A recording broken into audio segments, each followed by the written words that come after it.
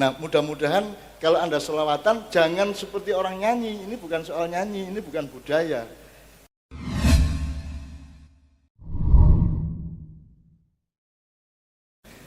Saya itu dikasih tahu anak saya, Sabrang, Anda tahu. Dia kalau soal gitu dia guru saya. Ini tadi kalau kita alhamdulillah itu aktivitas intelektual apa aktivitas spiritual? Saya tanya.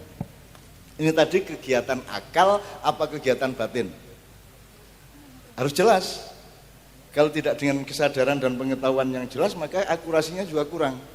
Anda berselawat alhamdulillah, azka sholati, itu tadi kegiatan intelektual atau kegiatan batin atau kedua-duanya?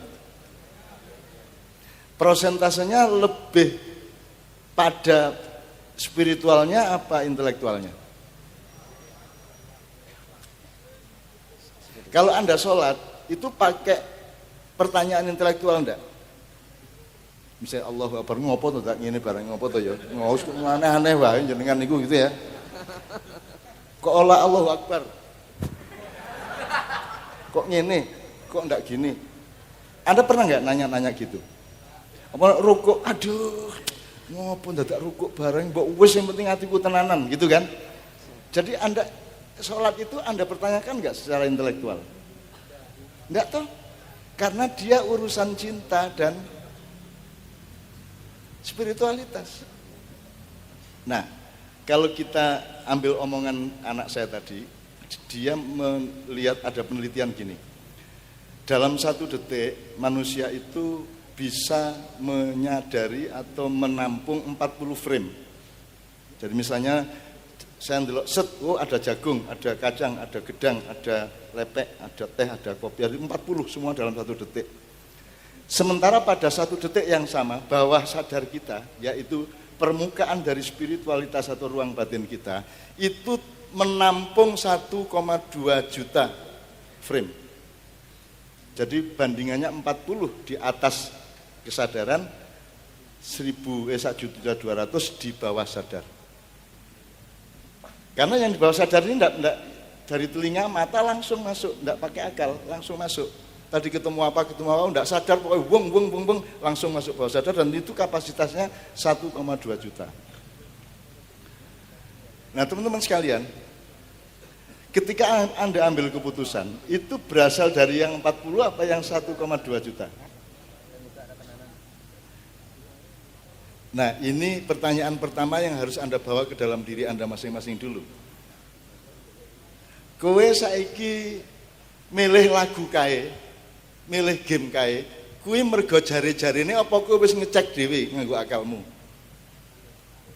Misalnya lagu pop, itu Anda sudah memikirkan benar dengan 40 frame ataukah itu bawah sadarmu saja ngikut sama himpunan-himpunan informasi dari sekitar Anda?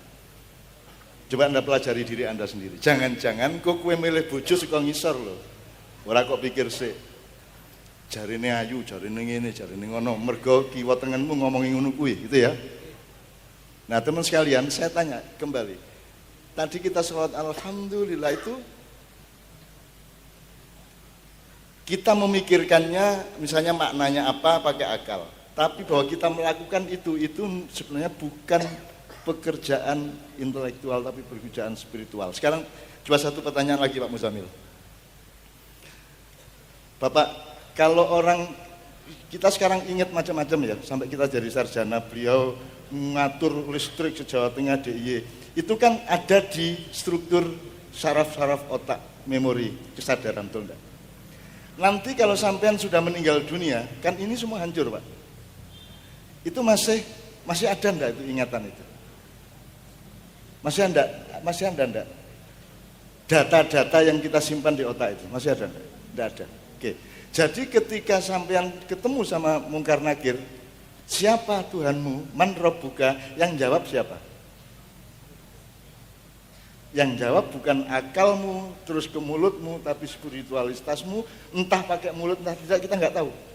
Tapi pokoknya yang jawab bukan ingatan intelektual dan akademismu, bukan kepandaianmu yang membuatmu selamat di dunia dan di akhirat. Bukan kepandaianmu, tapi tradisi batinmu selama kamu hidup di dunia itu yang akan menjawab nasibmu di akhirat nanti. Bahkan di kuburan, black hole namanya. Kuburan apa jenenge Rak? Black apa white? Black. Terus lubangnya kan hole toh. Nah, jadi wis ngene, oh. Pengumuman. Assalamualaikum. Telah diberangkatkan ke black hole hari ini. Iki mamane masjid asik ngono. Nganti ngiler aku. Iku ado-ado le ndelok black hole ning kono-kono apa bendina. Al mautu khairul maidati mautun. Kafa bil mauti wa idon. Ya, terus. Cukuplah kematian sebagai penasehat. Jadi nasihat yang paling efektif, yang paling tinggi efektivitasnya dan manjurnya adalah ingatan tentang kematian. Maka saya selalu bertanya, ketika Anda menjawab man rabbuka, kamu dulu ngapain, kamu dulu kok gini, itu yang jawab bukan kesarjanaan kita, bukan kehebatan akal kita, tapi hidup kita selama ini di bawah sadarnya menghimpun apa saja. Itulah sebabnya kalau akal Anda pakai sekolah. Dan kerjaan kita harus pakai ekspertasi dari sekolahan, tapi untuk menyelamatkan hidup kita tidak bisa pakai sekolahan. Itulah sebabnya supaya batin kita, kalau bawah sadar kan nggak bisa di-manage, Pak. Kalau akal Anda bisa manage, ada otak mamalia, ada otak apa? Reptil, ada otak satu lagi yang tortor itu apa itu, Pak? Ada otak kanan, otak kiri, dan seterusnya ya. Anda bisa manage pakai itu. Tapi kalau bawah sadar Anda bagaimana caranya memanage? Yang bisa memanage bawah sadarmu yang 1,2 juta tadi itu siapa? Bisakah engkau memanage-nya?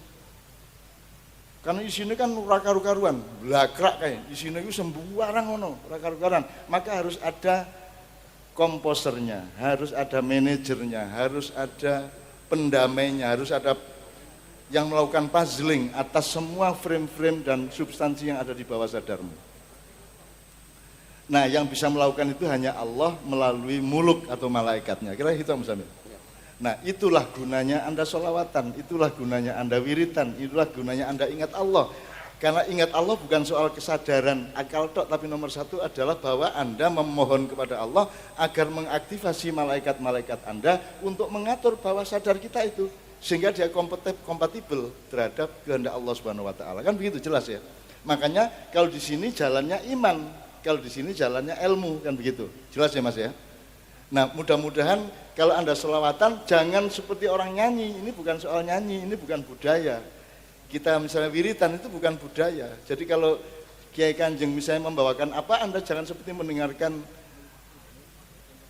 penyanyi sedang bernyanyi, karena sholawatan bukanlah menyanyikan sholawatan tapi bernyanyi. Oke.